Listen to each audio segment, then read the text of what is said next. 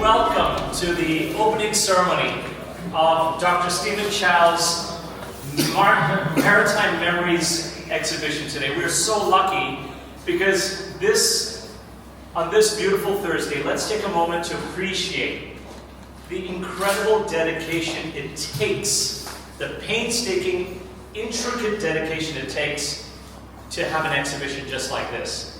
So I think we need to put a round of applause just for the work of that handiwork of this guy.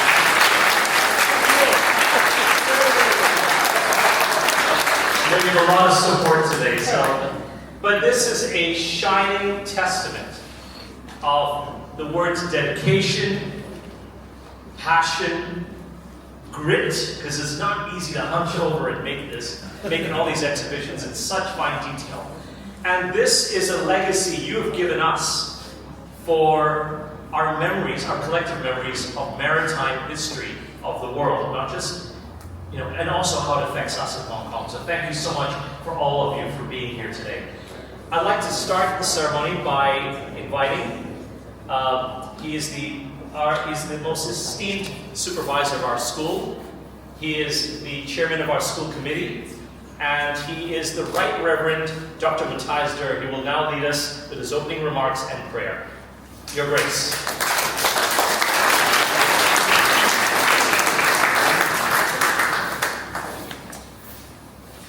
Ladies and gentlemen, it is my great honor to welcome you to the Hill. Beautiful day as we gather for this gathering. Dr. Stephen Chow, Congratulations on 60th anniversary of DBS graduation, 1964. And some of your classmates are here as well. Milestone, 60 years. And I have the great privilege of seeing some of the work that Dr. Chow has done. And when you see the work, you would just say, wow, how is that possible? The time and the commitment and the passion and all the skills that you put in making all these model ships. And some of you know that actually, even to today, about 90% of commodities that we use, clothing, cars, or whatever, come by ships. Some of you don't know that. In fact, a lot of these carry a lot of the appliances and the clothing that we actually use on a day-to-day basis. In our church, every year we have what we celebrate Sea Sunday to remember the seafarers. We don't remember that these are people who are working out there behind the scenes, actually very much that contribute to the day-to-day living of our lives. Dr. Chow, you have actually showed us how to be a lifelong learner. As educators, that's one of the key things, is how do we help our young generation here to always know that there are things that we can learn. And my understanding from Dr. Chow is this is a newfound passion during the time of COVID. When we are all stuck at home, he started this interest and it has just developed so much. And when you see the exhibits later on, it is with a sense of awe and amazement that we see the work that you have done. So I just want on behalf of DBS to first of all welcome all of you and to offer our heartfelt congratulations to you and your family and for making this possible. And many of you know that this year is an important year for us because DBS is celebrating the 155th anniversary of our school. So, and with this, a whole series of celebrations will be happening, including this one. So thank you so much for that. Dr. Chow asked me to begin with a prayer, so I'll do that. Dr. Chow also asked me to especially pray for Kent, a very good friend of his that passed away not too long ago. He hails from the same class as Dr. Stephen Chow. He is the chairman of the board of directors of the DBS Foundation, of which I'm very lucky to be a member of the PR and publicity subcommittee, which I really enjoy being part of, and under his leadership we're having a lot of fun. Please put your hands together for Dr. K.P. Pang.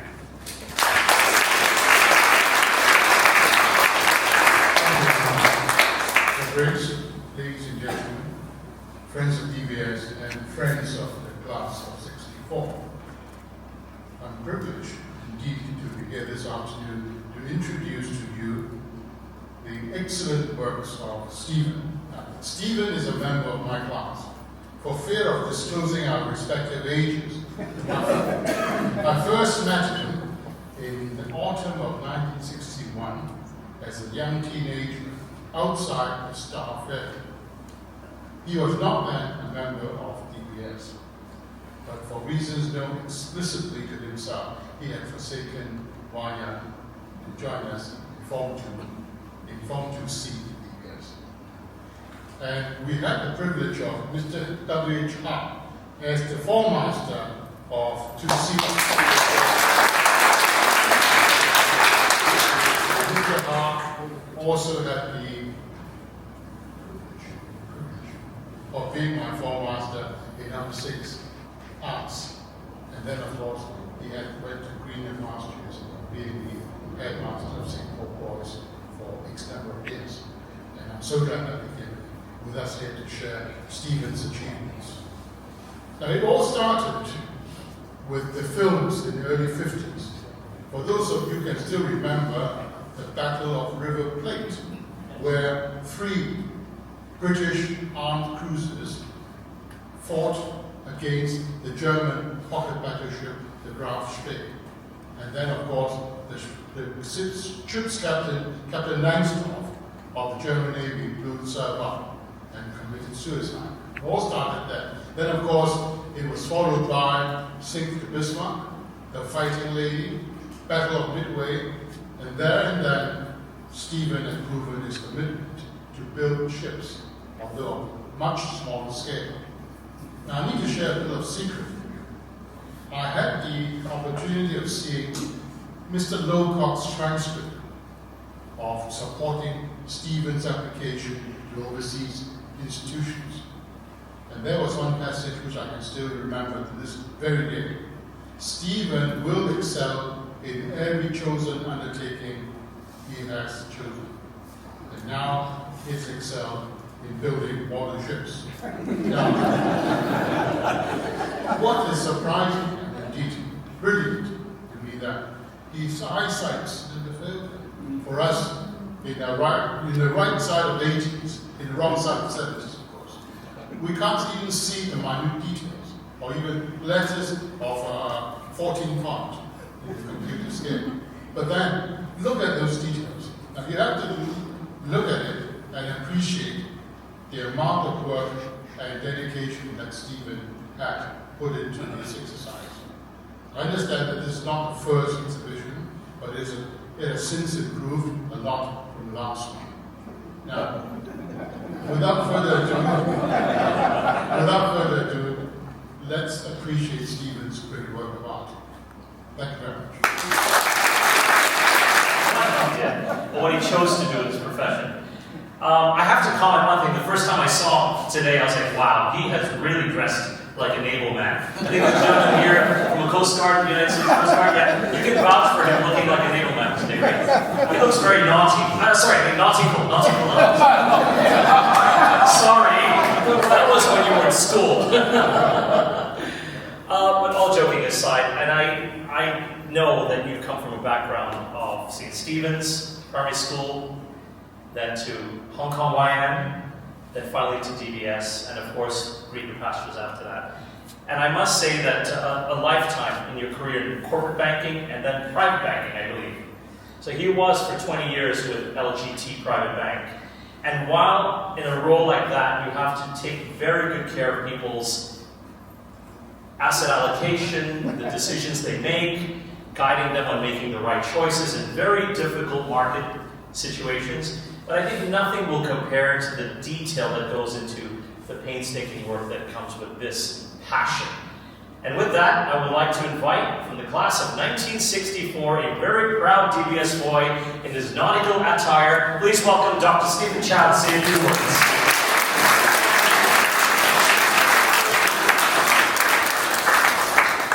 Thank you, Reverend Bishop there, members of the school committee, my classmate, Justice Dr. K.K. Pan, members of the DSOBA, President Liang, and Jerome, and all the old boys here. I think there are more than 30 old boys here, and about 6 or 7 from my class alone. It's indeed an honor and privilege to be invited to hold my exhibition here at DBS today. When I left this campus 60 years ago, the thought had never entered my mind that one day I will come back for exhibition. Of course, I have come back many, many times, all in different roles, whether it is part of the meetings of the SOBA or the fundraising committees, or attending taking my son to school. But anyway, even 6 years ago, I would not have thought that this day I would be here doing an exhibition. And there are several people I want to thank, for the exhibition. First of all, my sponsors, Mr. David Koo.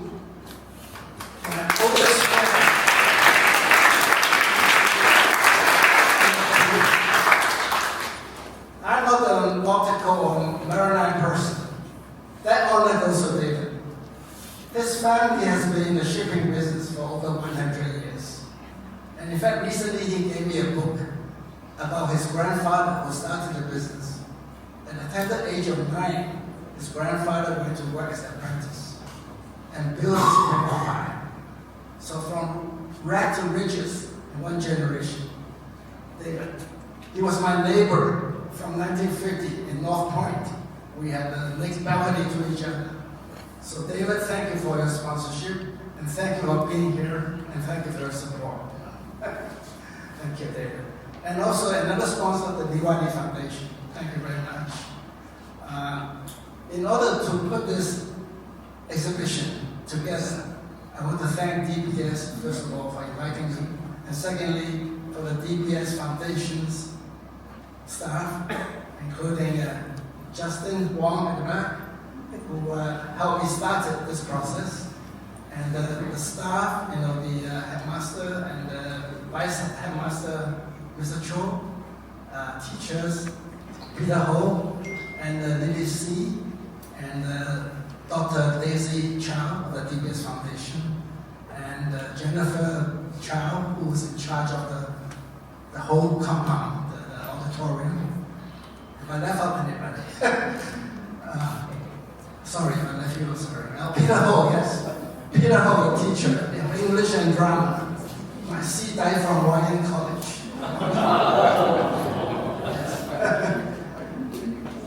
Then I want to thank class of 64 members who are here today with me. I know that in 3 days' time we'll be here again for the school faith gathering. But you take the trouble to come here and show your support. I really appreciate it. Including our reunion chairman, Gaston Chan. Stand up, Gaston. Class 64 reunion.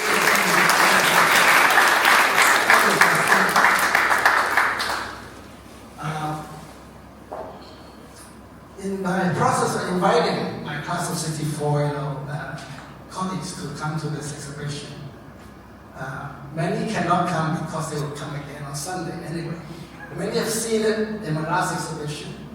The best excuse I've heard is this. This person says, sorry, I cannot come because I have a lunch date with my wife. I don't know which wife. I'm going to check with his wife. That was the best excuse. The second best excuse was, oh, I thought you were holding an exhibition at DBS Bank. KOWLOON is so far away. The next group of people I want to thank are my supporters from St. Stephen's College. Dr. Dr. Chi, my classmate from primary 3 onwards, is here together with the other breakfast group. We have a breakfast group every Thursday morning. So we discuss the worldly affairs and all the other important issues. So thank you, and particularly I'm honored to have the presence of the principal and warden of St. Stephen's, Ms. Judy Ma. Judy, thank you.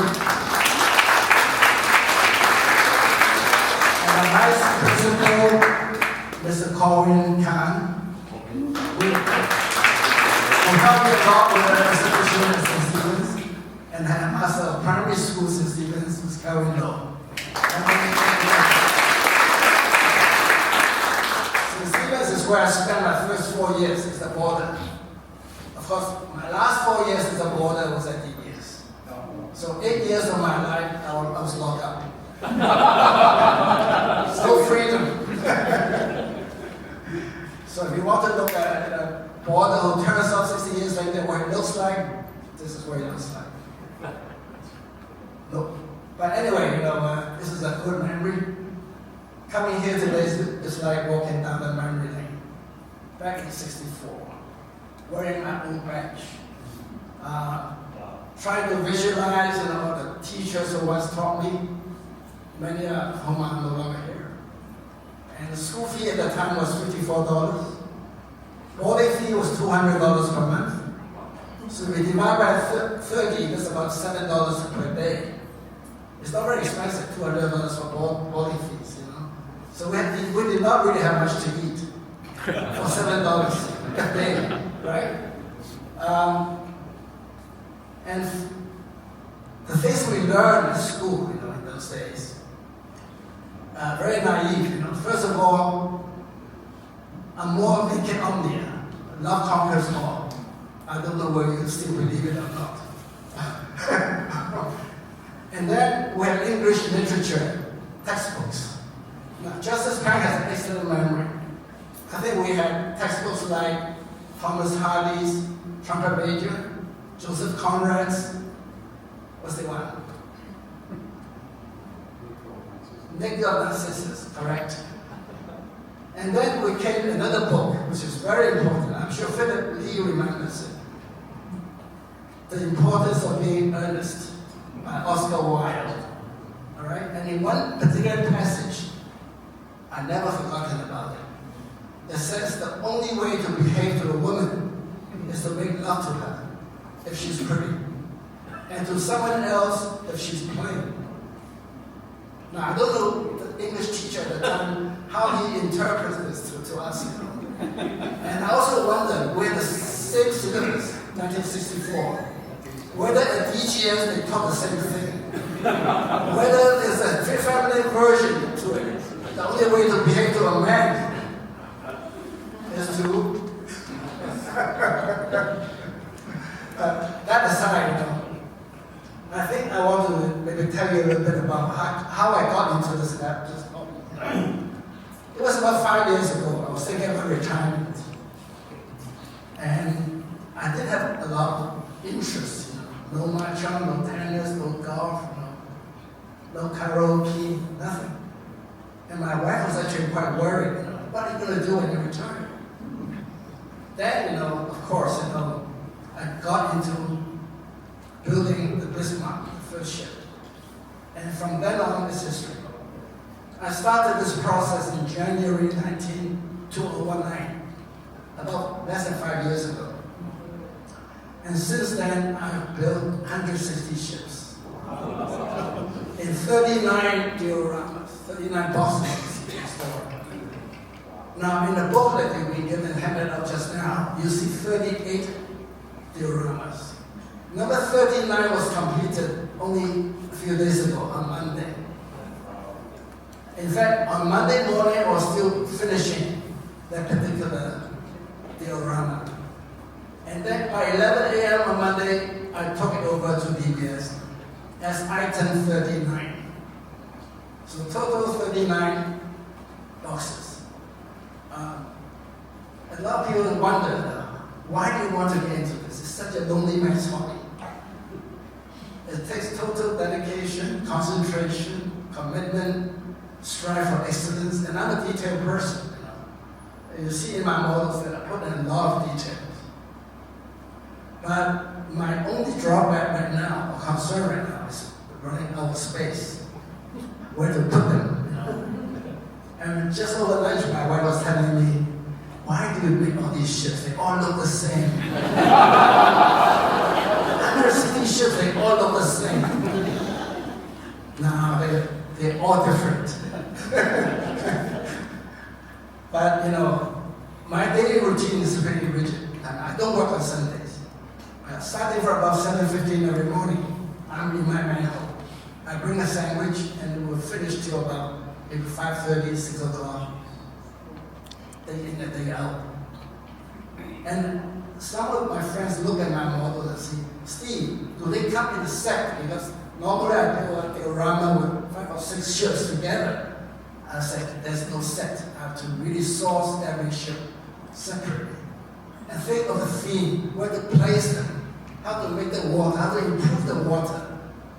But I think on this score, I'm making some improvement. My water is looking better now than when I first got started. So I don't want to take it too long. We can proceed next door to have a look at my exhibition. And thank you very much for being here. In my book, you are all VIPs, and you're really a true friend. Thank you.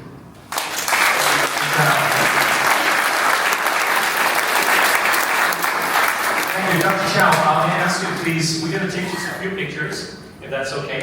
Dr. Chow, can I have you over here, closer to the mid-hull, mid-stern? Yeah, there you go. And could I ask Right Reverend Dr. Matthias Durr to stand next to him, and Dr. K.K. Pang, please, to flank him on the right.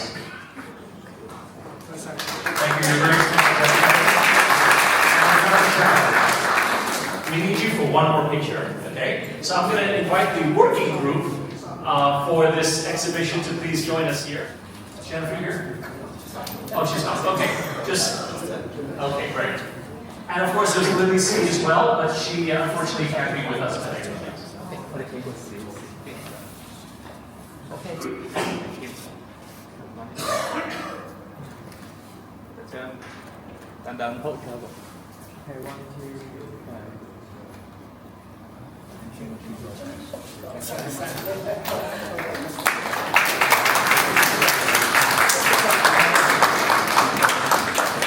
Thank you so much. And now, we're going to stretch your legs on this beautiful day. We're going to invite you to go next door to enjoy the exhibition. But as you walk in, your eyes, your mind, your heart, please immerse yourself.